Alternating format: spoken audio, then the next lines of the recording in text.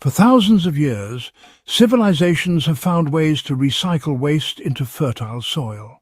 From the terraced fields of the Andes to the compost pits of ancient China, farmers didn't have digital thermometers, plastic bins or charts to guide them.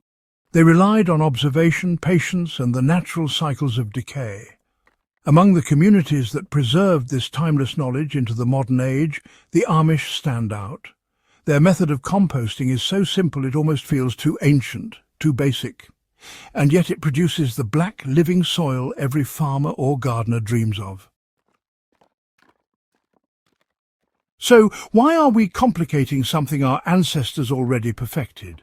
Let's uncover the ancient shortcut that has fed fields for centuries and see how you can bring it back to life in your own backyard. Composting, a tradition older than civilization. Archaeologists have discovered evidence of deliberate composting going back more than 4,000 years. Ancient Mesopotamian farmers piled straw, manure and waste in heaps, leaving time and microbes to work their magic. The Romans described composting in their agricultural manuals, while medieval monks carefully returned food scraps and garden clippings to the soil in monastery gardens. The Amish, descendants of European farmers who carried centuries of old-world techniques, continue this practice today. They never saw compost as a chore or a science experiment. It was simply the cycle of life. Everything taken from the land must return to it. This worldview is as old as agriculture itself, and it provides a key lesson. Fertility does not come from complexity. It comes from balance and time. Why, modern composting lost its way is a bit of a story. Walk into any garden store today and you'll see gadgets, activators and even machines promising faster compost. These days, online tutorials often insist you need perfect ratios, constant turning and exact moisture measurements. No wonder, really, that so many people quit before they ever succeed.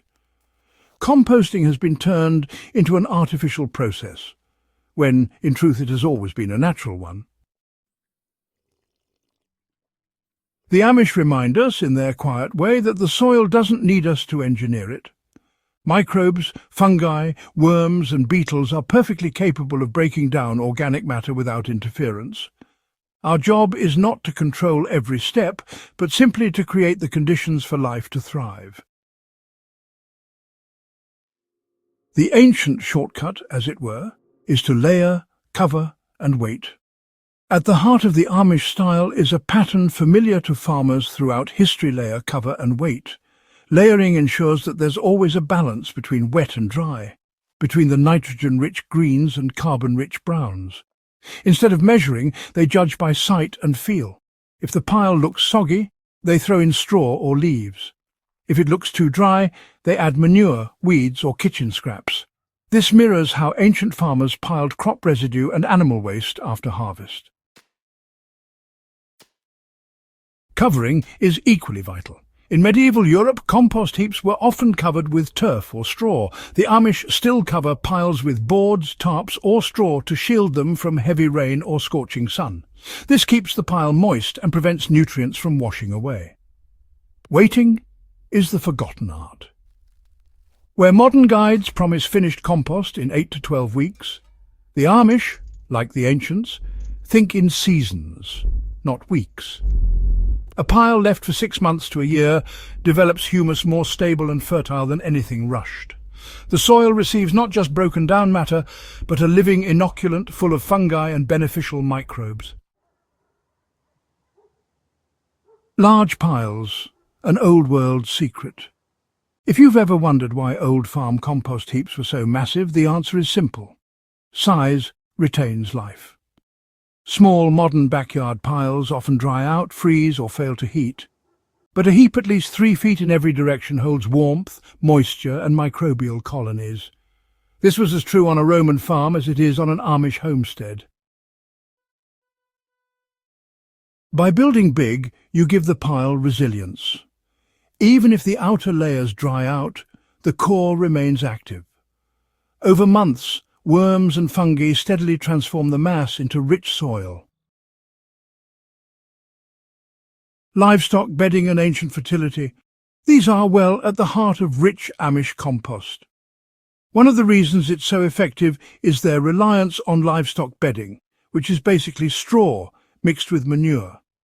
Ancient farmers in Europe and Asia did much the same, piling stable waste to create compost heaps that served both as a way to keep things clean and as a means to enrich the soil. Even if you don't keep animals yourself, you can absolutely follow this principle. Just collect materials from your local environment, things like fallen leaves, seaweed, sawdust, or even coffee grounds. The key is to think as the ancients thought. True fertility comes from returning all organic matter to the soil. In those days, nothing was ever wasted. Moisture overturning, that's really the secret. You know, many modern guides go on and on about turning piles to add oxygen, but ancient and Amish piles, well, they often sit largely undisturbed. What really matters is the moisture. Ideally, a compost heap should feel like a wrung-out sponge, damp, but not dripping. By covering your pile and checking its dampness, you're giving microbes just the environment they need. Turning becomes, well, optional. Worms and fungi will naturally mix the pile over time.